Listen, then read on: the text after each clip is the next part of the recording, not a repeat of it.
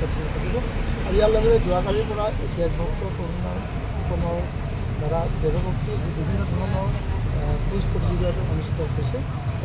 চৰকাৰখনে এই দেশভক্তজনক নৱপ্ৰজন্মৰ আগত তেওঁৰ দেশভক্তি তেখেতৰ স্বাধীনতা সংগ্ৰামত যিখিনি কৰিছিলে আৰু তেখেতৰ যিখিনি সুবক্তা তেখেতৰ যিখিনি কাৰ্যপন্থা আছিলে সেইখিনি নৱপ্ৰজন্মৰ সন্মুখলৈ লৈ যোৱাৰ কাৰণে চৰকাৰখনে এনেধৰণৰ দেশভক্তি দিৱস হিচাপে পালন কৰি এই মহান মহিষীজনক আমাৰ মাজত জীয়াই ৰখাৰ কাৰণে প্ৰচেষ্টা কৰিছে।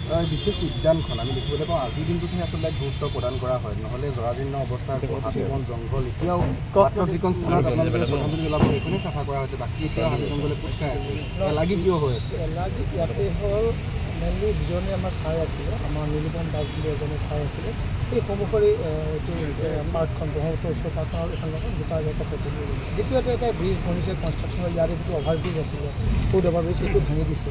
তো এতিয়া আপোনাৰ মাছখোৱাৰ পৰা আপোনাৰ ব্লু মুন বুলি প্ৰজেক্ট এটা আমাৰ বনাইছে, য'ত আমাৰ সেইখন নতুন ব্ৰিজৰ লগতে যাব কনষ্ট্ৰাকশ্যন হ'ব।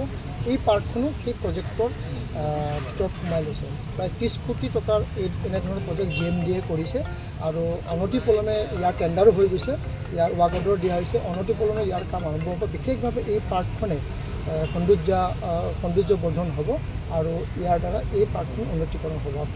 তেনেধৰণৰ ব্যৱস্থাৰে আমাৰ ইতিমধ্যে GMDAৰ পৰা টেণ্ডাৰ কৰা হৈছে। আগন্তুক এইখিনি কাম আৰম্ভ হ'ব যাইছে আৰু যিহেতু ইয়াতে ব্ৰিজ বনাই আছে আৰু বিভিন্ন ধৰণৰ এটা হেৰি আছে, তো সেইকাৰণে চাগে ইয়াৰে কেয়াৰটেকাৰজনে যিটো আমি নীলপৱন দাস তেখেতে কৰা নাই, তেখেতে মানে ভাবিছে মই টেণ্ডাৰ পোৱা নাই বা মই ল'ব নোৱাৰোঁ, সেইকাৰণে তেখেতো আৰু তেখেতে অসুস্থ থকা বুলি কৈ আছে।